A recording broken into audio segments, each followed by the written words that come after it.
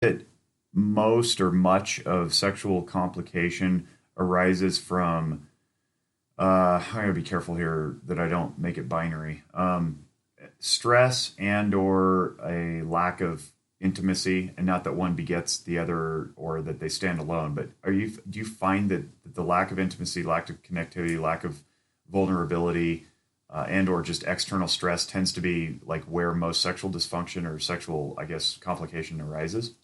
I think yes, because this matter of intimacy has to do with eyeball to eyeball contact. Can you look your partner in the eye in an open-hearted way and say, I love you, you matter to me, even though I've been bitchy or grouchy or a jerk this week? That's a sign of good connection between two people. But when people are in shame or they're so angry and they have resentment, they generally can't make eye contact with each other. And that eye contact, that close-in eye contact, is highly novel to the autonomic nervous system and the central nervous system for that matter. The brain and body get ignited and come alive with that kind of close-in eye contact. And when I say close-in, I mean sitting knee to knee, face to face with each other and noticing the feelings that arise.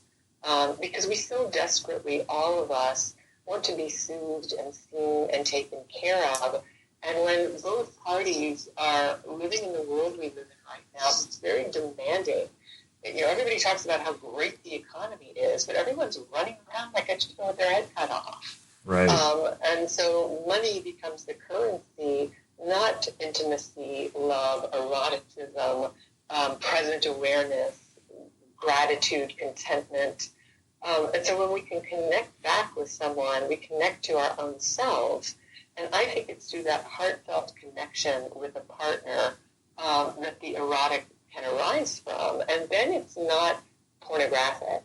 And not that there's anything wrong with pornographic sex. That's a different style of sex. But if that's the only diet you're on, there will be problems down the road because desire falls off and you always have to up the ante. Well, it sounds like it's just empty, it's hollow, and it lacks intentionality and purpose. If you're just always doing it that way, to say the acrobatic exercise sex. Maybe not acrobatic, that wasn't the right word, but like the exercise sex to burn off the stress in order to get to the intimacy. If you're constantly in that routine, there's just no depth of connectivity. Is that fair? Right. I think that's fair to say. If that's the only way it's done, because at some point that person's not going to be novel enough. You're not going to be able to get off with that person. And so then, there's partner replacement fantasy where you start thinking about somebody else or porn that you've been watching or someone you're flirting with at the office. And it starts to come out of the relationship and go elsewhere. And then, at some point, you just kind of need that all the time to have sex with your partner. And then really it's an issue of desire dropping off for the partner. We get on a treadmill, it sounds like. The novelty, I love that you said the novelty. I think you said the novelty. Yes. The novelty wears off, and it's like a kid with a new toy. It's fun for a little bit, but then it gets bored and moves on. And we can do that with our partners if we're constantly out of the present moment, right? If we can't tolerate the intimacy of the present moment because we're having to externalize with our fantasies, then it's almost like a machination of the routine, and we lose meaning behind it. I'm wondering if when people seek you out, they see clinical sexologist, you got all this experience. What are their presenting issues? Well, gosh, it runs the gamut.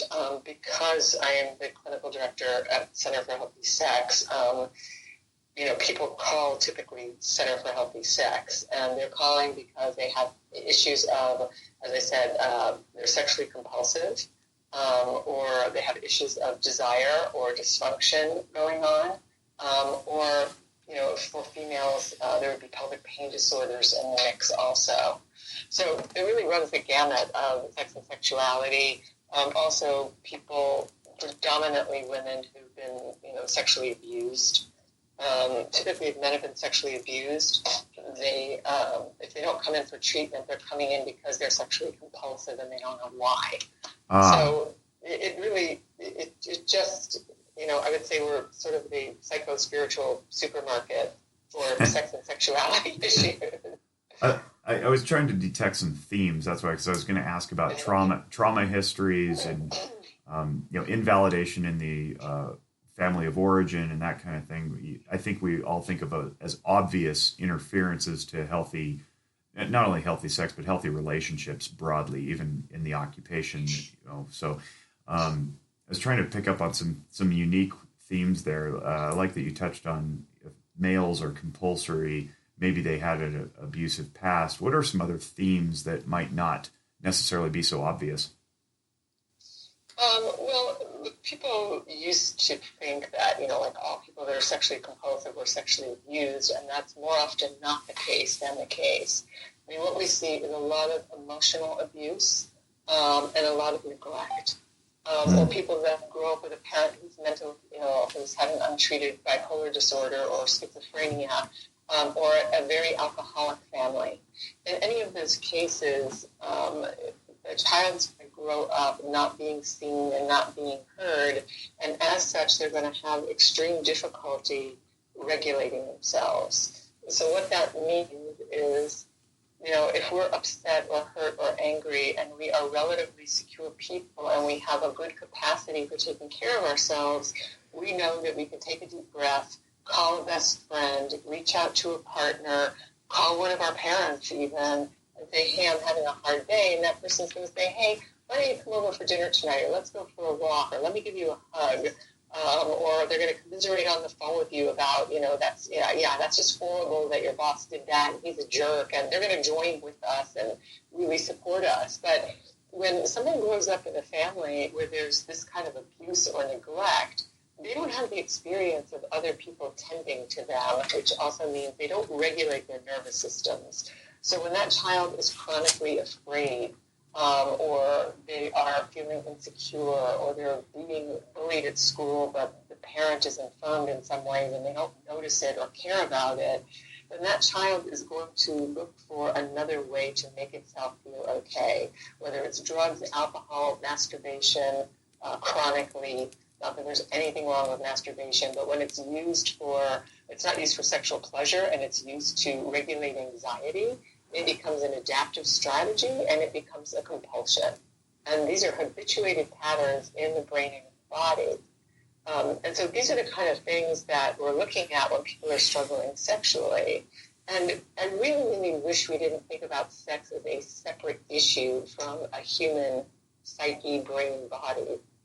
It's just the oddest thing to me that there are therapists that, quote, don't talk about sex. It's like, well, how do you just disconnect the pelvic region from the rest of the human? Is that really a thing?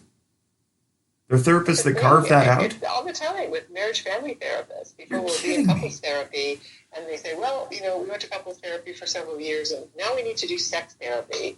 And I think, well, how did you avoid talking about sex for 2-3 years in therapy? That's baffling.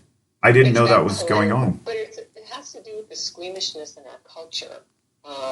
So anyway, that's just sort of another soapbox. We can talk about that some more. But, I kind of want to, because if we could just birdwalk this for a little bit, because I've done some topics on this podcast where I just go solo and I basically do, it's Jake Wiskershin's rant hour, and it's designed to. I mean, it's not just me, soapboxing for my own sake to vent into the ether. The intentionality behind it is that consumers of our service should know what appropriate counseling looks like, and that's true. And so I'm trying to give them a peek behind the curtain, or maybe just take down the whole curtain altogether, because I like that sometimes.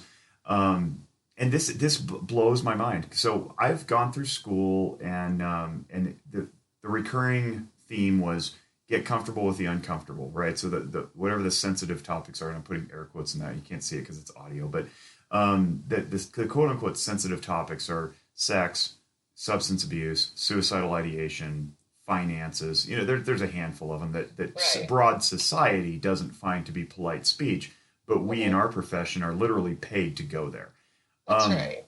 So I would like to have a conversation about when people enter into couples therapy, what to expect, because I just presume that we would eventually get to the bedroom at some point. How's your sex life? How frequent is it? Is it enjoyable?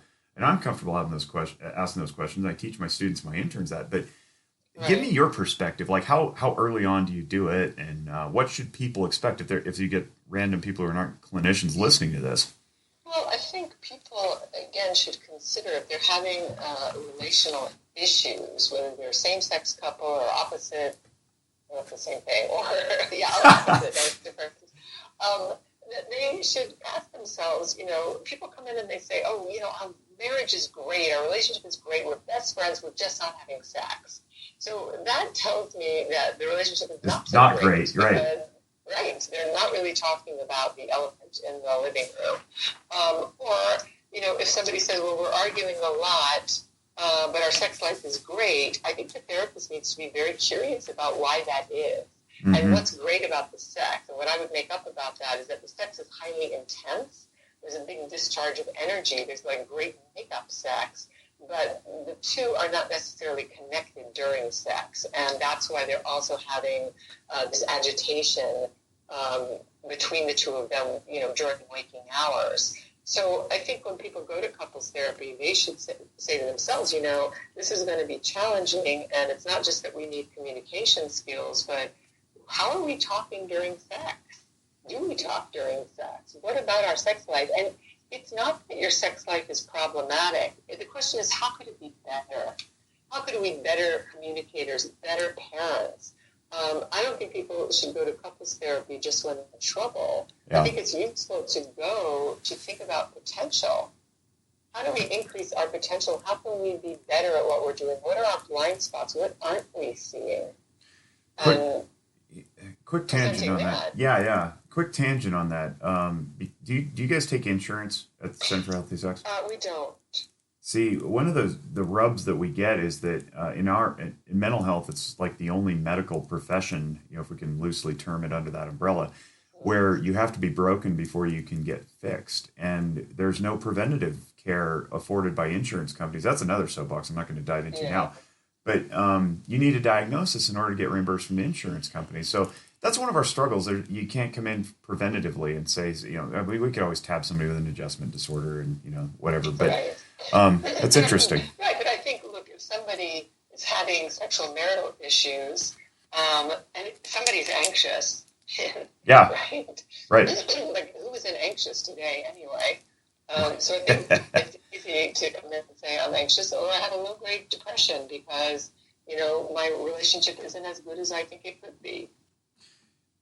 I want to shift gears. Yeah, I appreciate that. I want to shift gears because you said something very early on about healthy sex in long-term relationships, something to that effect.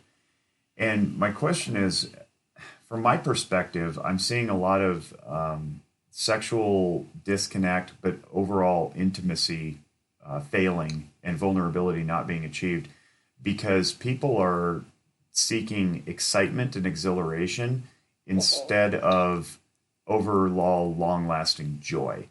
And I'm curious your perspective on how the two, the long-term relationship, the intimacy, the act of sex itself, but then all other communication is impacted by media, either traditional or social media, bombarding us with messaging of instant gratification and exhilaration and excitement versus sustaining happiness.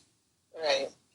Well, I think, first of all, we've got the media blasting us with sexual images, and now we have unfettered access to pornography at all times, no matter what your age is, and that all kids in this country are getting their sex education from porn. So by the time they're 20 years old, they know everything there is under the sun about sex. That took people a lifetime to understand and know through experience. So there's that pressure on top of people. And then there is the way the human brain and body are actually wired and connect. And they are diametrically opposed with each other in some ways. So I think what I like to think about is how do people cultivate their own sexuality over a lifetime? And this, we see people doing really well with this and poorly with it when it comes to how do I take care of my physical body over a lifetime? Am I eating well? Do I exercise regularly? Am I getting enough sleep? Am I actually taking care of myself? Or am I just collapsing into the middle-aged